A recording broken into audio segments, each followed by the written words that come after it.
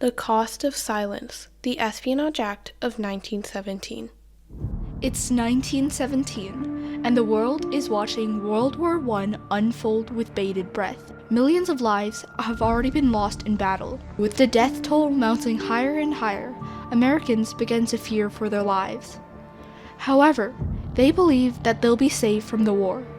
After all, recently re-elected President Woodrow Wilson now bears the responsibility of upholding his campaign promise to keep the U.S. out of the war, the pledge that won him the election. Suddenly, not even 6 months later, an announcement from the Wilson administration rocks the nation. On April 6, 1917, President Wilson, facing potential threat from foreign nations, formally declares America's entry into the World War. The statement is plastered across the front page of every newspaper, sweeping the nation. The populace is outraged and anti-war radicals rise up to protest. Citizens also begin to grow paranoid of spies from foreign nations, fueled by spy fiction, misinformation, and government propaganda. Congress decides to make an act that could both assuage people's fears and push down anti-war dissent, killing two birds with one stone. As a result, the Espionage Act of 1917 is passed by Congress and signed into action by President Wilson on June 15th, criminalizing any seditious activity against the country for the purposes of presenting a united front and silencing opposition to the war. It was highly criticized by Americans for violating the rights given by the First Amendment, despite the U.S. government's responsibility to protect them. In the short term, thousands were prosecuted unjustly, while today, parts of the act, such as Section 793, remain in place and continue to threaten free speech and democracy in America.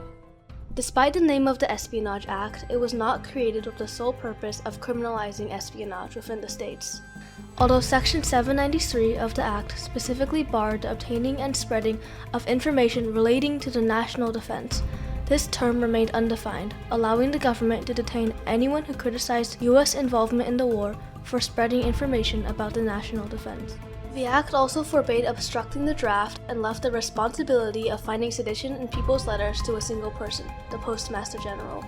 The Wilson administration considered any critique of the government a danger to national unity, fearing that internal conflict would make the U.S. seem weak and vulnerable to enemy countries.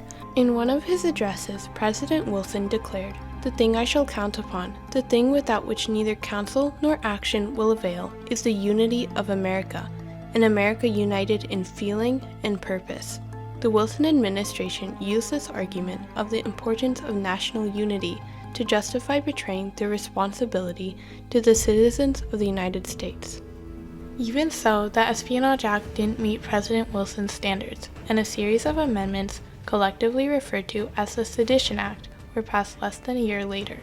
The amendments forbade any and all criticism of the U.S. government, whether it was by letter, newspaper, or even word of mouth. The Espionage Act and its amendments were a clear infraction upon the people's right to free speech, which is engraved within the First Amendment of the Constitution, the supreme law of America and the basis of American ideals. Congress shall make no law abridging the freedom of speech. Despite knowing their responsibility to uphold the Constitution, the U.S. government still went through with the act and its subsequent amendments, sparking protests and anger. One man, Senator Robert La Follette, strongly opposed the Espionage Act and its oppression of free speech. In an address following the Act's passage in 1917, he told the president, "The right to control their own government according to constitutional forms is not one of the rights that the citizens of this country are called upon to surrender in time of war. I am contending, Mr. President, for the great fundamental right of the sovereign people of this country to make their voice heard." However, the senator's words went unheard as the Espionage Act was then misused to arrest people and organizations who spoke out against the war, such as the Industrial Workers of the World, or the IWW, an all-inclusive labor union. The government, who had already been aiming to destroy the organization for its powerful voice in the American labor movement, claimed the group had ties with the German War Office. Over 100 IWW leaders were mass arrested starting September 1917, despite a lack of concrete evidence against the group. Hundreds more were deported. The Espionage Act ended up crippling the entire labor organization so heavily it took decades to recover. Not only were many people too scared to join or return after the mass arrest, but the government raids on the IWW cost the organization hundreds of thousands of dollars. There were two especially notable examples of individuals who are also targeted by the Espionage Act: Charles Xiong and Eugene Debs. Xiong was charged with obstructing the draft by passing out papers that encouraged resistance to enlisting. He appealed his conviction in 1919, arguing that because the law disregarded the government's responsibility to protect its citizens' freedom of speech, he could not be reasonably convicted under the act. However, Justice Oliver Wendell Holmes, who oversaw his case, introduced the analogy of falsely shouting fire in a theater, clear and present danger, to justify the controversial act. He stated that if speech posed an immediate threat to other people, it was not protected under the Constitution. As a result, Xiong was sentenced to 10 years on March 3, 1919. The metaphor would continue to be used to prosecute several more people, including Eugene Debs. He was the leader of the Socialist Party at the time and was fervently against the Espionage Act.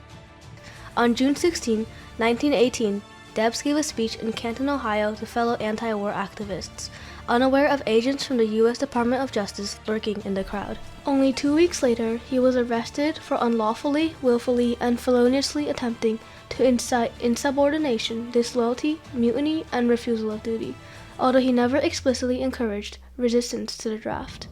On the 10th of March, 1919, a week after the conclusion of Xiong v. U.S., Debs was found guilty and condemned to 10 years in prison. Although he, like many others imprisoned under the Espionage Act, was released after the war ended, it was already too late. While Debs had been held in confinement, he developed a disease that took his life 6 years after his release. Xiong and Debs were only two of over 2,000 people who were unjustly prosecuted and arrested under the Espionage Act. They all faced up to 20 years in prison and a fine of as much as $10,000, nearly $250,000 today. But this wasn't the end of the Espionage Act's consequences. The act was further misused during the first Red Scare between 1919 and 1920, an era of fear and a crackdown on communism and left-wing activists the government wished to target. It gave the government a legal means of arresting those they disagreed with. Thousands of lives were ruined in the aftermath, with people being deported, arrested, and scapegoated.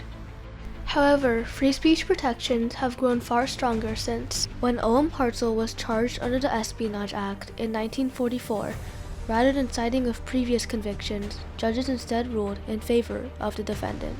Later, in 1969, the clear and present danger test that prosecuted Xiong and Debs was deemed too vague to protect basic constitutional rights and was replaced with the imminent lawless action test. The definition of free speech in America had begun to evolve. Today, the First Amendment protects a much broader range of free speech, such as protesting wars. Despite this, the Espionage Act remains a danger to American freedoms. Although some have argued that it is essential for prosecuting spies, that does not justify the thousands who have been unfairly punished for exercising their First Amendment rights. For example, Section 793, one of the most significant parts of the Act, has been wielded against whistleblowers such as Daniel Hale, who uncovered government-directed drone strikes in 2014 that massacred hundreds of innocent Afghan civilians and classified them as enemies killed in action. Sometimes, 9 out of 10 people killed are innocent. The thing I feared most was the temptation not to question it. So I contacted an investigative reporter and told him I had something the American people needed to know. Despite his valiant cause, Hale was sentenced to 45 months in prison on July 27, 2021. Hale's case is just one of many instances of the judiciary standing by the Espionage Act's repression of First Amendment rights in the United States. This has led to a push for the legislature to pass bills and amendments such as the Espionage Act Reform Act and Amendment 759. These changes would restrict prosecution under the Act to individuals bound by U.S. government non-disclosure contracts, while preserving its use in cases of genuine espionage. But until Congress decides to uphold their constitutional responsibilities to protect their citizens' right to free speech, the Espionage Act will continue to lurk in the shadows of the American democracy, and until it is changed, America, the land of freedom, will never truly be free.